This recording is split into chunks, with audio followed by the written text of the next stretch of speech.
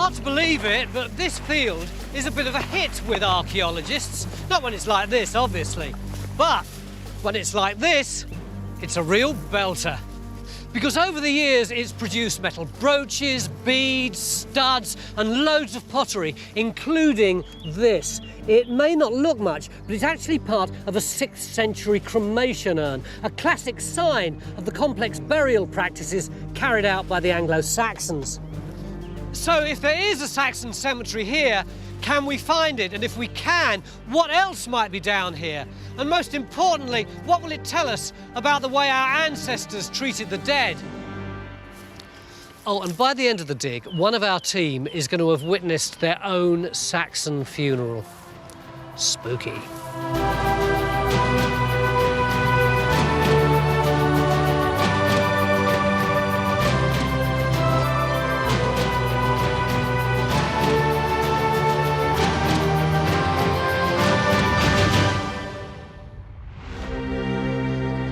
We're spending the next 3 days in the rich agricultural landscape of southeast Leicestershire. Over the years, these fields have been investigated by archaeologists as part of the Langton Brook Survey, and they found all sorts of evidence of Anglo-Saxon activity. And we've now used their results to focus in on 2 of the most intriguing areas hidden amongst these massive fields.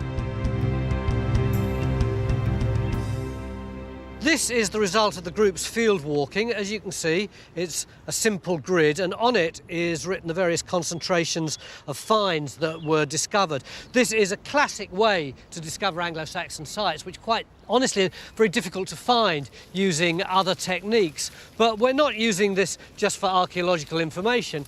As you can see, we've chopped down about 2 hectares of oilseed rape. That's about 5 acres, and we've done that based on the information on this grid, which is a great idea, Mick, but some finds in a field and we're looking for cemeteries and goodness knows what. It does seem a bit of an act of fate.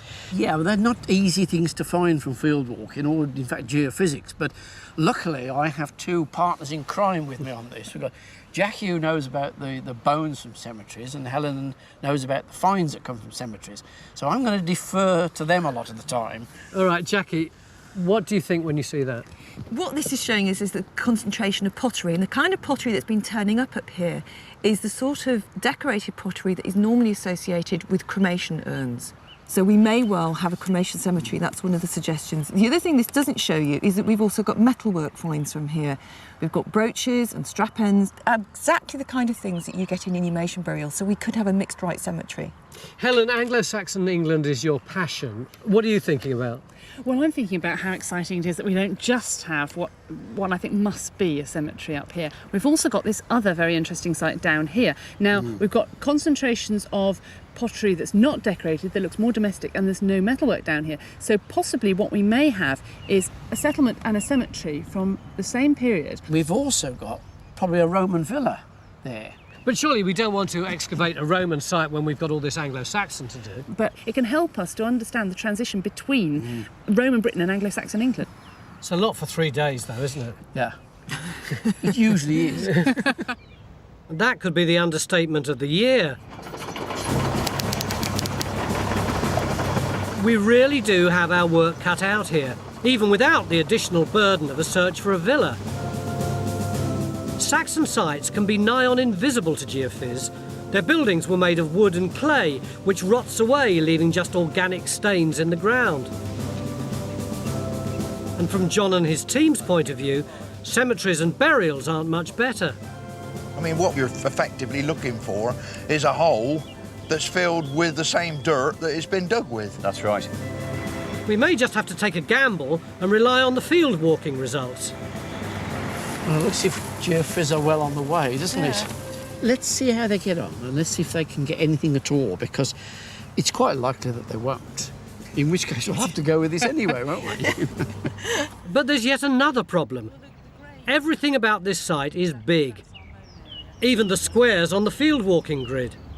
These squares, each side is 10 metres long, so the precision is really not good.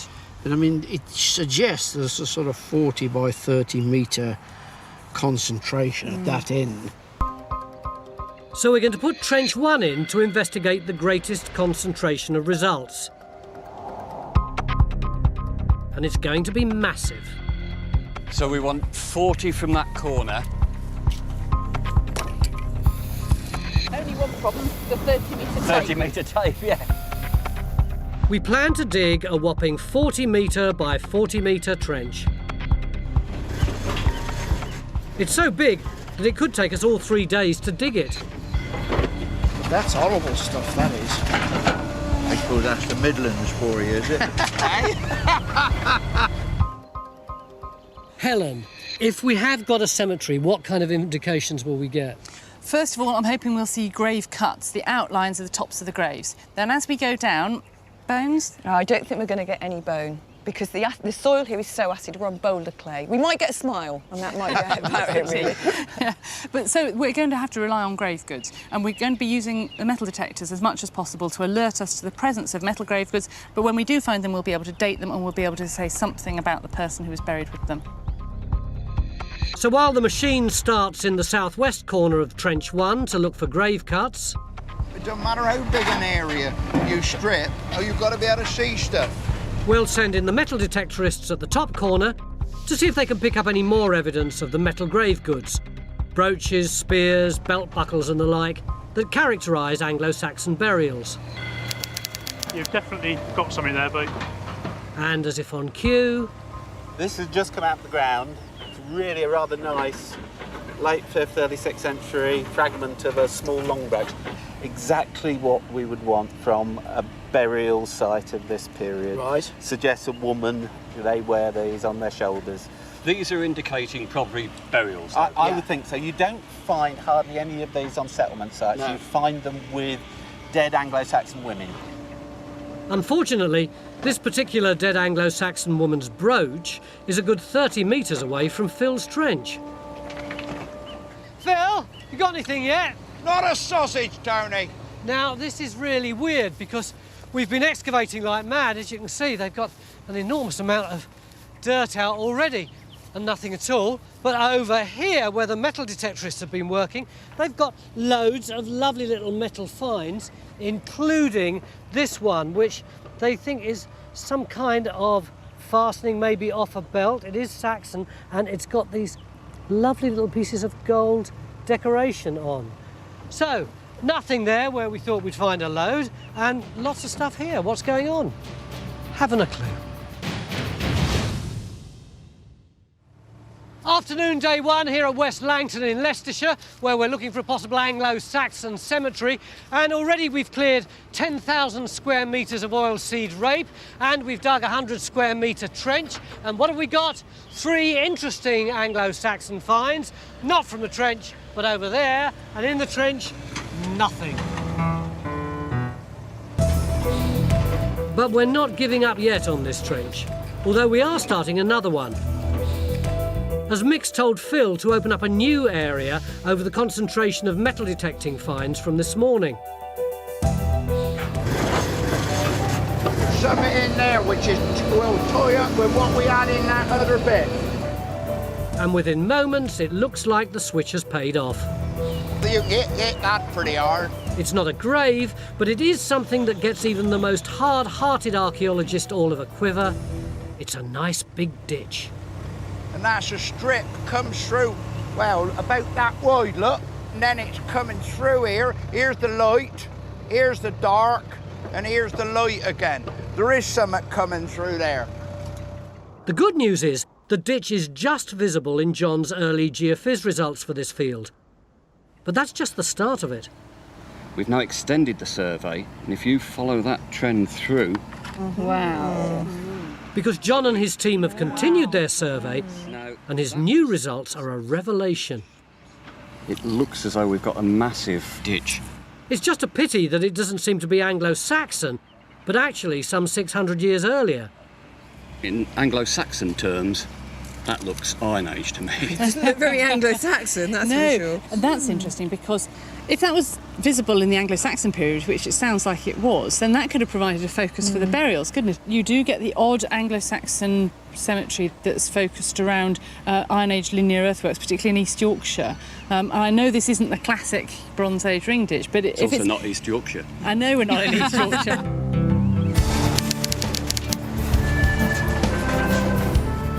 So Trench 3 goes in over the Iron Age feature that appears to surround the top of this hill. And this being Time Team, our first find isn't Iron Age, it isn't even Anglo-Saxon. Well, that looks Roman. Yeah, It's like a braided Samian wear, doesn't it? yeah. There you go. Going up. First floor. But we do now have to admit defeat with our original trench, where we had such high hopes for Anglo-Saxon burials. There's nothing that's unequivocal grave size or shape there, is there? There is absolutely nothing in it. It's like a fairground ride, isn't it? On the plus side, it means we can now throw all our diggers at the two trenches that have the Iron Age ditch in them, and more importantly, the possible Anglo-Saxon cemetery that lies inside it. I mean, clearly there's not a lot going on in there. We'd be better going up through where the main finds are come, wouldn't we? Yeah, because that seems to be where you might expect to get the focus of activities. Not right on the crown necessarily, No. but round the crown of the hill. So where are our Saxonists at this crucial time? In a different field, getting all hot and bothered about a Roman villa. I don't understand you both. You are the most passionate about Anglo-Saxon England, yet you're drawn like moths to a flame to this Roman villa. When you're an archaeologist, you're interested in the origins of things. And if you want to know about the beginning of Anglo-Saxon England, how it all started and what its foundations were, you've got to go back to look at the late Roman period, haven't you? The key word is transitional, Tony. It's so convenient to talk about history in periods with sort of ends and beginnings. But of course, on the ground at the time, it was no sort of sharp break like that. You've got to remember that the Romans who leave are an absolutely minute sector of society. They're leaving behind lots and lots of ordinary people, including the kind of people who would have lived in this villa, wherever it is. And once the administration of society begins to collapse, think that it all just gets too hard. And one day they wake up and they think, for heaven's sake, you know, is it really worth putting on the toga and sitting in this drafty stone building? Why don't I wear the trousers? Why don't I live in one of those nice wooden buildings? It's easy to heat. And it's incredibly difficult to get that fine dating anyway in archaeology, and particularly in the 5th century, where we've got no coins and we've got none of our usual means of dating. I think this place offers us a possibility in that the villa and the Anglo-Saxon settlement might be in the same place. They might have stratigraphic archaeological relationships, and therefore we can see the relationship between those two cultures. So we're now starting to look for evidence of Anglo-Saxon settlement in this field and how it might relate to the villa discovered here in the 1970s. But Helen's grand plans for the villa field are going to have to wait until tomorrow. Because back up in our potential cemetery field, Phil's now finding archaeology inside the area surrounded by our potential Iron Age ditch. That looks like, is that pot? Yeah. That's the first bit, as I'm aware of, that's actually come out of the trench. Yeah. Where is a pottery expert when you most need him? We've got some prehistoric flint, a whole mass of Roman late Iron Age pottery. Well, I know exactly where he is. Up the hill at Rakshaw's Trench, where he's now confirmed the ditch is Iron Age. But what's more, it was visible right throughout Roman times and on into the Anglo-Saxon period. We have got 4 sherds of early Middle Saxon handmade pottery, so we've finally found what we're looking for. So we've got a bit of everything, really. Well, the interesting thing is the Saxon pottery all seems to be coming off the top of the ditch. Right. Now, you do sometimes get Saxon sunken featured huts actually dug into the top of ditches. Yeah, well, there we are. It's your task for tomorrow. I'll crack on then. So possible evidence of Anglo-Saxon settlement right at the end of day 1. It's just a pity it's in the field where we expected to find a cemetery. And the two don't normally go together. come and have a look at this. It's the same confusing story in Phil's trench. In here, look, we've got this, you see, look, there you can see the edge of it going along there and back round here. It's a big square feature. Now, is it a pit? Is it a grave? I really don't know. But the stranger thing is, look here, we've actually got what looks like a beam slot. What's a beam slot? Well, a beam slot would be a foundation for a building. So is it actually a settlement? I don't really know. One thing I do know is we've actually got pottery, which somehow or another, I'm sure it's got to be Saxon. This is really intriguing. It looks like we might have evidence of where the Anglo-Saxons lived in a cemetery. What were they doing living in a cemetery? I really don't understand this site. Join a thriving worldwide community of Time Team fans on Patreon. Our new target is to reach 15,000 worldwide supporters on Patreon by the end of 2025. This will enable us to continue expanding the Time Team world with more digs and greater access than ever before.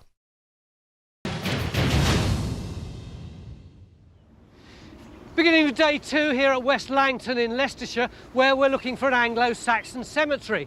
And yesterday we put in this very large trench and found absolutely nothing, which of course was very disappointing to every member of our team, except one who seems positively gleeful about it. Here is the guilty party. Why are you so cheerful? Well, as soon as we knew that there was nothing archaeological in that trench, I realised that suddenly makes this enormous geophysical feature much more important, because if they're using this as a boundary, then that trench becomes outside. It should be empty, that's right. And everything else becomes inside, and therefore we're likely to find much more. But we are pretty confident that we've got some kind of substantial Anglo-Saxon activity going on in this trench. Well, I don't think so. Oh, you old cynic! Well, we've got an Iron Age ditch. We've got no features that have got Anglo-Saxon pottery. Not yet. What do you mean, not yet? We've hardly been here 5 minutes. I mean, there's plenty of time. I think I might be with John on this one. This trench is a bundle of contradictions. The animal art here is really good, really crisp, really well made. Yeah. The metalwork we've discovered, like this belt fitting we found yesterday, says Anglo-Saxon cemetery. These things attached to the gaudy kind of heavy man's belt that could have carried something heavy like a sword. But the archaeology Phil and his team are now carefully unpicking suggests Anglo-Saxon settlement. And Anglo-Saxon settlements and cemeteries don't normally go together. There's clearly been a lot of activity up here, and all of it seems to have occurred inside the massive Iron Age ditch Geophys discovered yesterday. So, this is what we've done this morning. And John and his team haven't finished yet. Oh, that's stunning. Lots and lots of ditches. But this fantastic piece of survey work isn't from the cemetery. It's from where the villa was discovered in the 1970s. That's got to be Roman, hasn't it? Although the geophys seems to show everything here's Roman, we're interested in this field because it's also produced evidence suggesting an Anglo-Saxon settlement. So we're going to put our first trench in based on the highest concentration of Saxon finds from the earlier field walking survey. Go for it. But we might be able to kill two birds with one trench here, as our target just happens to be over one of the many possible Roman features in this intriguing field. It almost looks like there's one ditch there and there's another one here, isn't there? So 2 ditches, possibly even 3 in fact, if you count that end grey bit. Look what has just come off the spoil tip. Back up in the top field, we're now convinced we've got an Anglo-Saxon cemetery. We've actually got 4 separate pieces, but it's the same brooch. Yeah. They're one of the earlier forms of brooch. It seems like they don't outlast the first half of the 6th century, and everything else fits in with that same date range. It's all late 5th, early 6th century, which is quite tight and quite early. But it is a cemetery. Well, that can't have come from anything else. Well, but then you see there's a problem, because this metalwork here and all the other metalwork come from this end of the trench. That is exactly the same area as all the pottery from the field walking and also from the pottery that we're getting. Paul has had a look at it, and it kind of hints that the actual pottery is not cemetery related but domestic related. In other words, it looks like we've actually got a settlement and a cemetery in the same area. So what's going on? What would be the explanation for that? They don't have to be mutually exclusive. All this metalwork that we're getting is early. Yeah. The pottery extends into the 8th century potentially. So, I mean, we could have, and I think that's very likely, that we've got a cemetery to start with, and later on we've got a settlement over the top of it. So we're now looking at an Anglo-Saxon site that spanned centuries and was at different times a home to the living and the dead. But all the evidence suggests any trace of that later settlement in the ground has been lost to agriculture. Archaeologically, what we have are the remains of that early Anglo-Saxon cemetery. It would seem these people's stamp on history, their legacy, doesn't come from how they lived, but from how they treated their dead. And that's got us thinking. In order to understand a bit more about Anglo-Saxon attitudes towards death and cremation and burial, we're going to set up our own ritual, because the whole thing's actually much more convoluted than you might think. And we had a vote, and the team unanimously decided that the person who should die would be Rakshar. Actually, that's not quite true, is it? You volunteered yourself. I did. You're mad. But the good news is that because we're going to need you in the trench for the next day and a half, you don't actually have to die. I'm quite relieved about that. What we're going to need you to do is to go through all the preparations and the whole ritual. You happy with that? I am, as long as I, come out the other side unscathed, that's fine. And what a ceremony it'll be. With a cremation, feasting, music, and an oration. Just as soon as we finish the pyre. Yeah, That's metal, is it? Yeah. So from now on, we'll be relying on the graves and grave goods to tell this site's story. This looks to me like a bead in here, doesn't it? It's something we've been doing since the very beginnings of Time Team.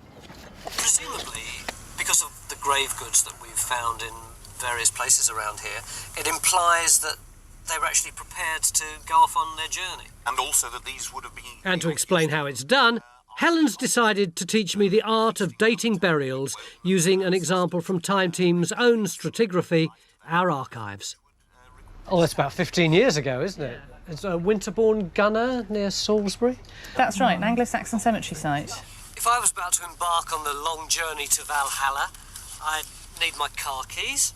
And there you are on your grave. A map? I wouldn't have a map book now, would I? No, sat nav. Newspaper? That's absolute dating, isn't it, that newspaper? Except, of course, it wouldn't survive, because it's organic. Oh, yeah. Bit of hairspray? Hairspray? No, I don't need that anymore. Portable telephone?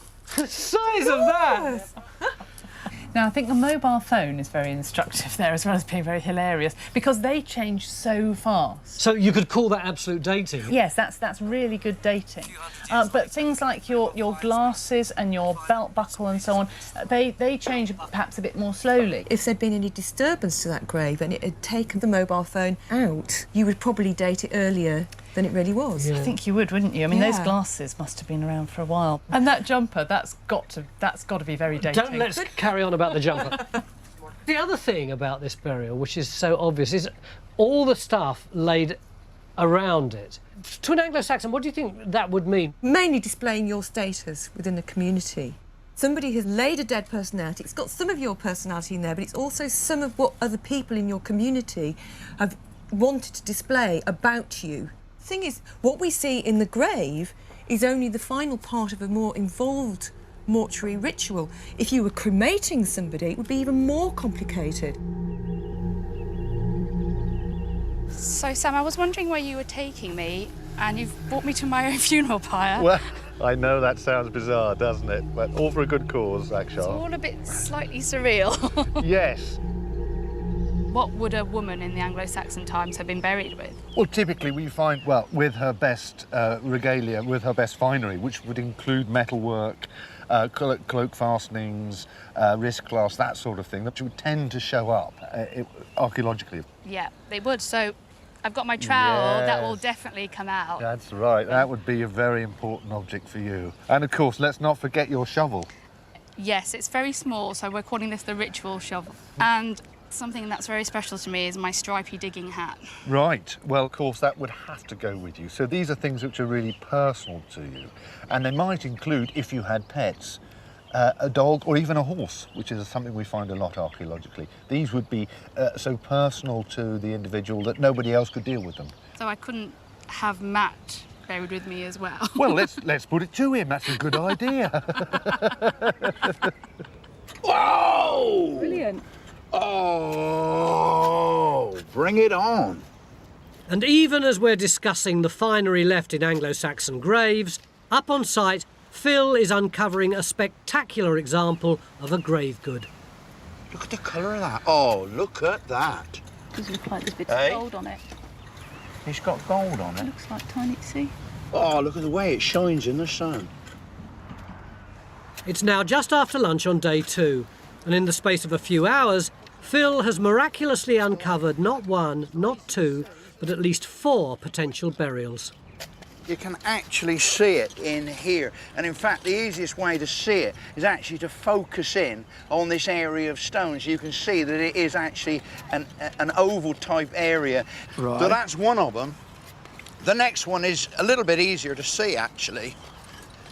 It's a very clear line with charcoal down one edge. Yeah.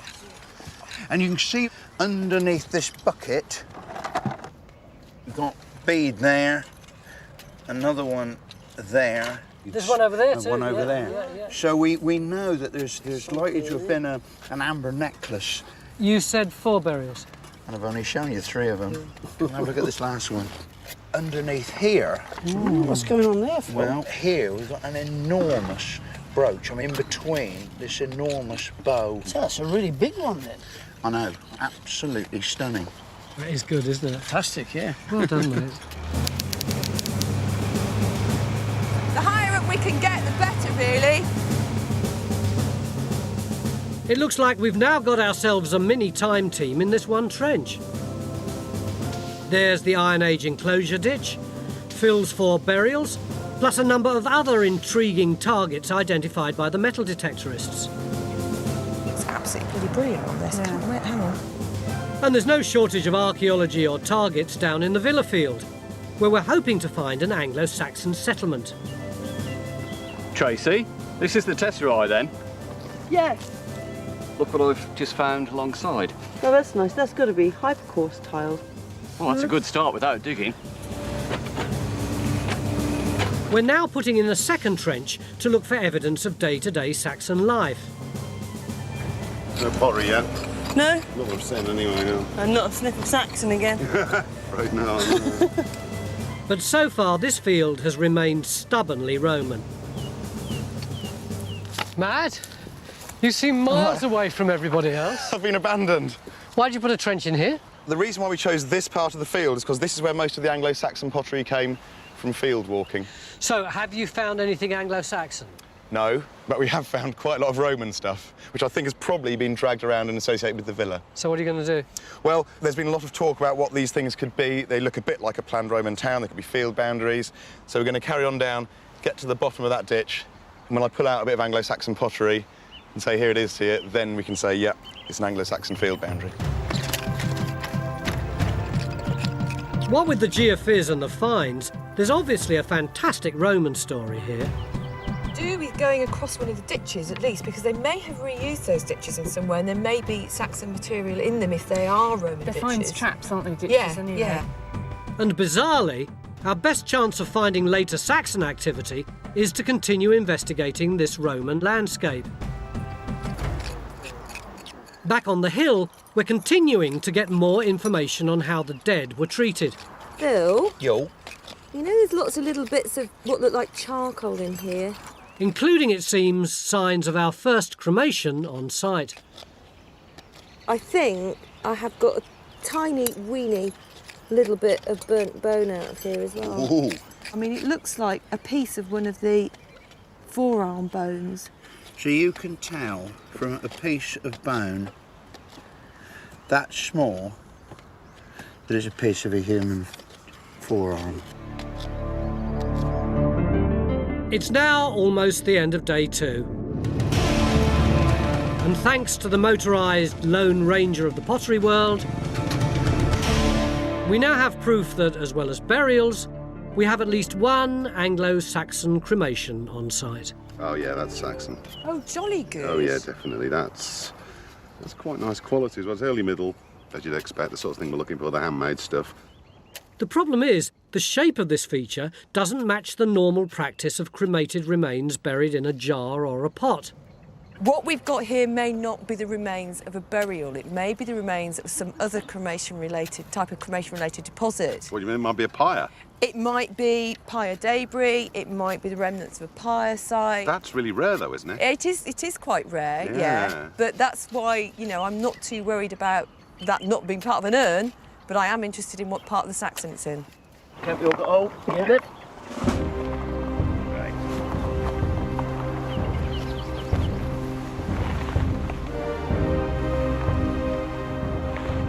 As part of our own burial ritual, it's finally time to cremate Rakshar. And it's an event that's not only attracted a crowd, but could actually help us understand more about our site. Jackie, why do you reckon they burned the bodies? Do you think it was a question of hygiene? Well, it's odd you should say that, because the Romans certainly did it for hygiene. But the main thing is, it's an immediate transformation process. You're going from one state to another, and that both has a visual effect and has a spiritual meaning behind it. You're nodding. Did the story support that? Yes, amplified beautifully in the poetry, especially the Old English epic of Beowulf, where we have an unusually detailed account of a cremation, especially when it culminates with the rather immortal phrase, "Heaven swallowed the smoke." The sense that the soul is released from the body and finds its way to heaven up in the sky. As we've said, we need Rakshar in the trenches tomorrow, so she gets a last-minute reprieve. I bet you never thought you'd see your own funeral. No. But as we want to see if we can recreate the archaeological remains that Jackie's found up on site, we're throwing a rack of pork ribs on the pyre. The results should be interesting because it's looking a bit toasty on top of there.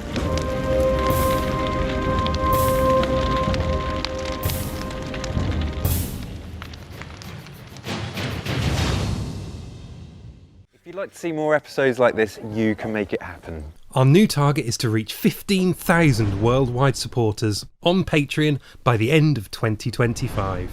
This will enable us to continue expanding the Time Team world. Enjoy front row seats for the greatest show on Earth and under it.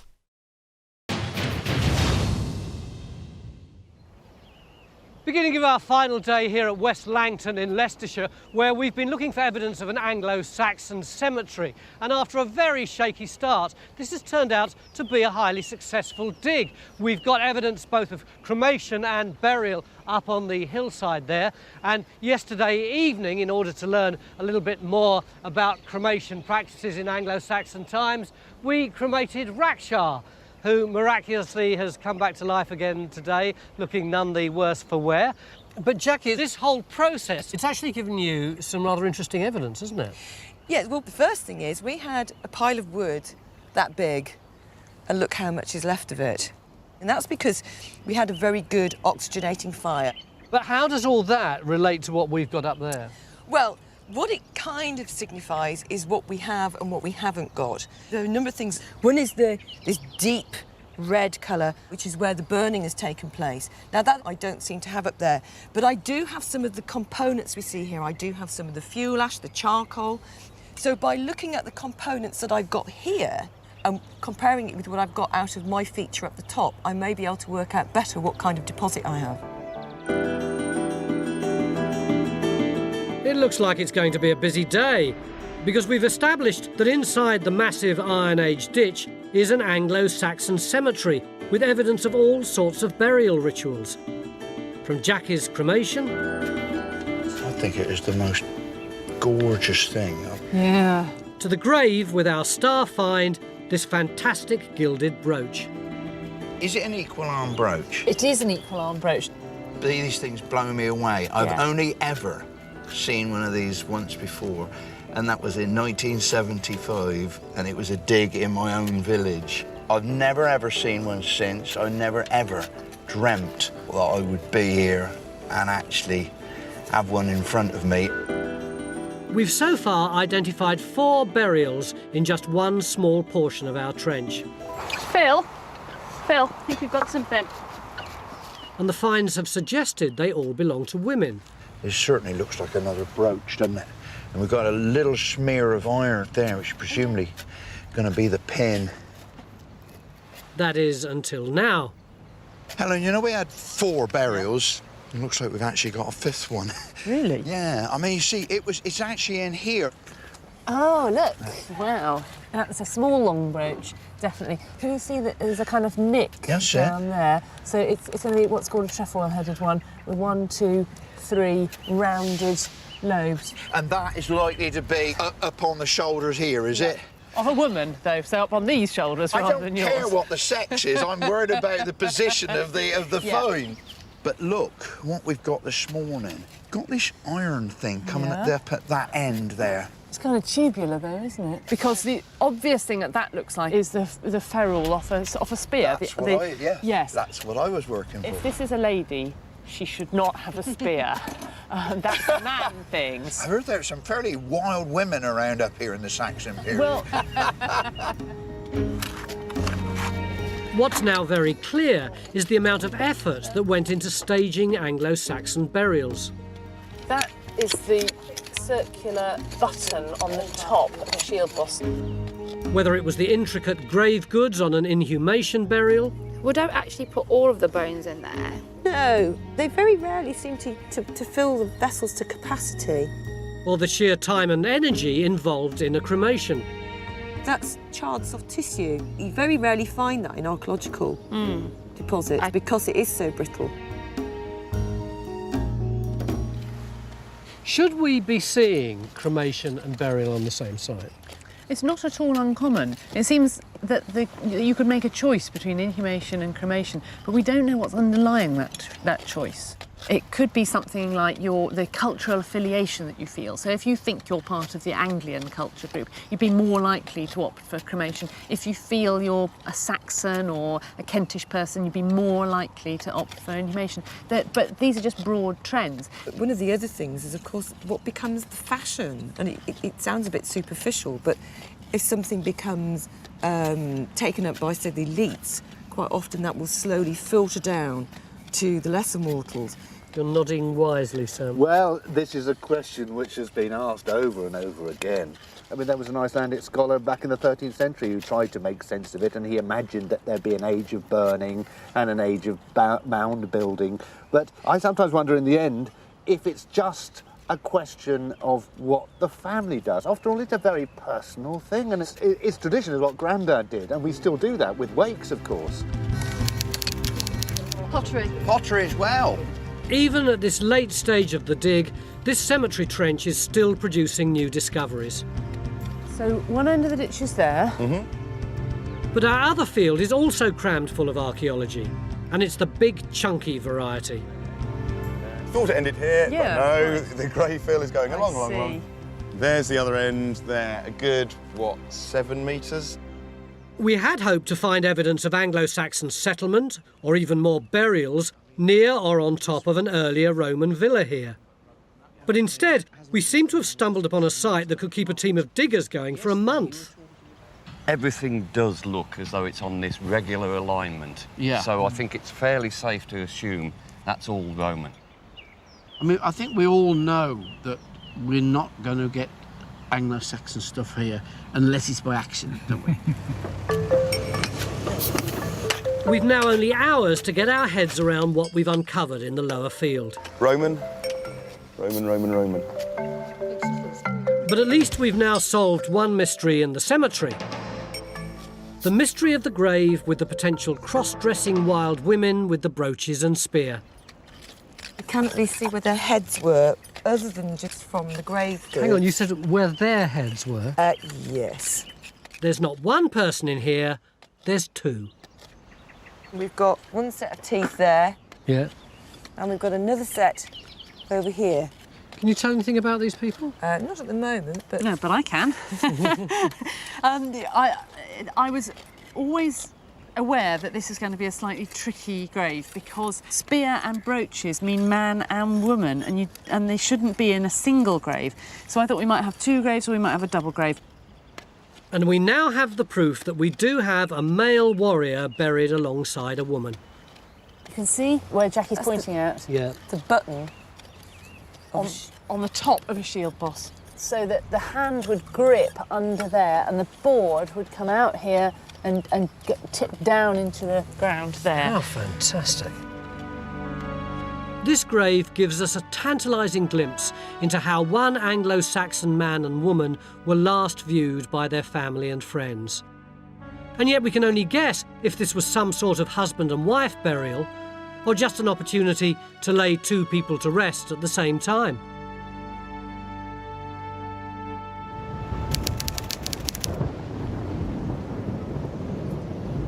We now have only a few hours left of day 3.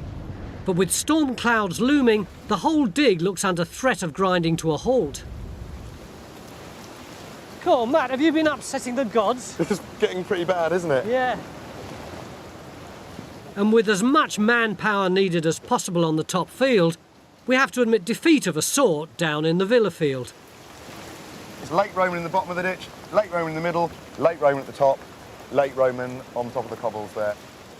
We can't find any Anglo-Saxons, but boy have we uncovered a fantastic Roman site.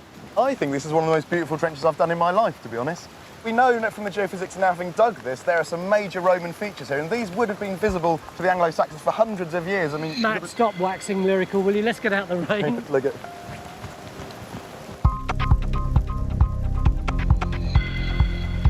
The Roman archaeology we've uncovered down here is bigger and more complex than we could ever have expected. But any further investigation will have to wait for another day. You need a medal for that. Because we've got our hands full with the cemetery. Clean the whole thing up, chop some square up the sections, and have another go there, really hit it, make sure. In fact, at the last count, we still need to sort out 5 burials and a funeral. Rakshar's no longer with us. She's just ashes to ashes, dust to dust. But we want to keep her memory alive, don't we? So, Sam, you've created a sort of Anglo-Saxon epitaph for her. That's right. It's simulated in the Old English style, which would be a very important function of the poetry in basically a society that values poetry as its central medium. And a bit like the Queen Mother's funeral, there was a great declamation of her titles and achievements. In Rakshar's case, of course, it's her supreme skills as an archaeologist, although archaeology is a modern word, so the equivalent, I reckon, in Old English is... Digger lady. Yes. I love this phrase you've written after it, sharp shovel wife. Yes, again, this is a formulaic style. And for the actual delivery, of course, our senior man here and an absolute natural for the part is, of course, our dear old Uncle Phil. Why is he a natural? Well, because with that natural Wiltshire accent, you've got a voice there that is closer to the authentic Old English dialect than my more posh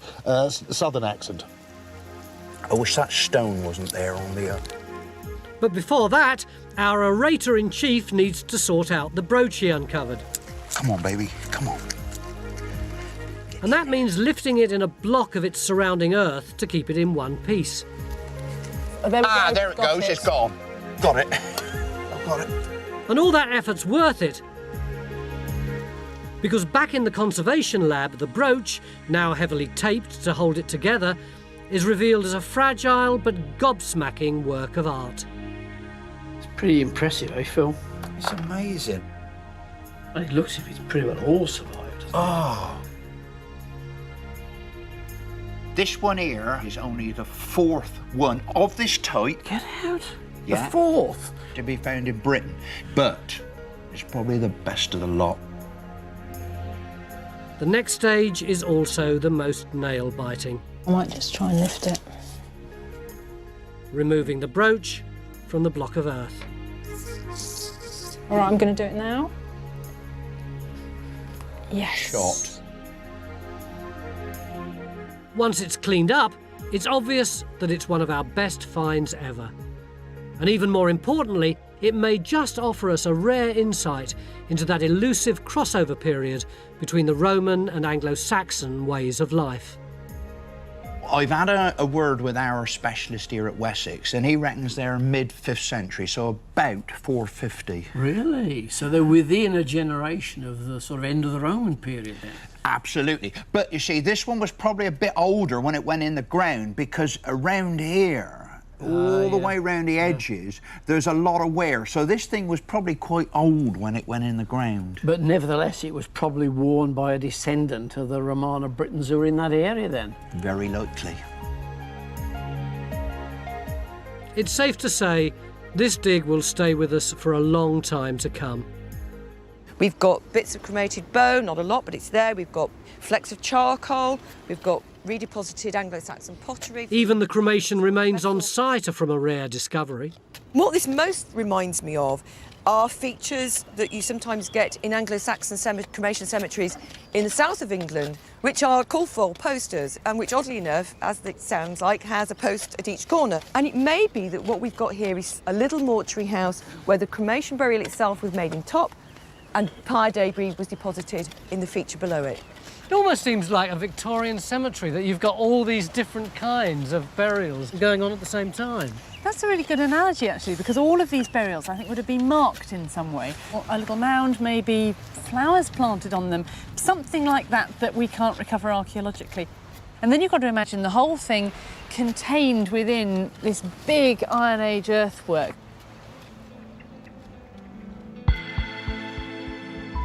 As with so many Anglo-Saxon sites, the evidence of settlement has almost completely eluded us. And yet we've still learnt so much from the departed.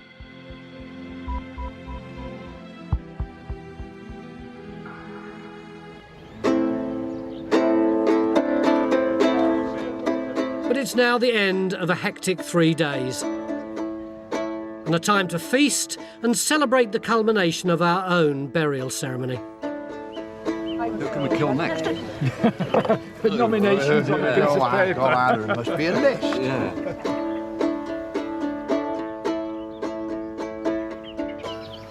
Let us ye Worthen, or the sister Raksha, Davis Doctor, Delvera Edes.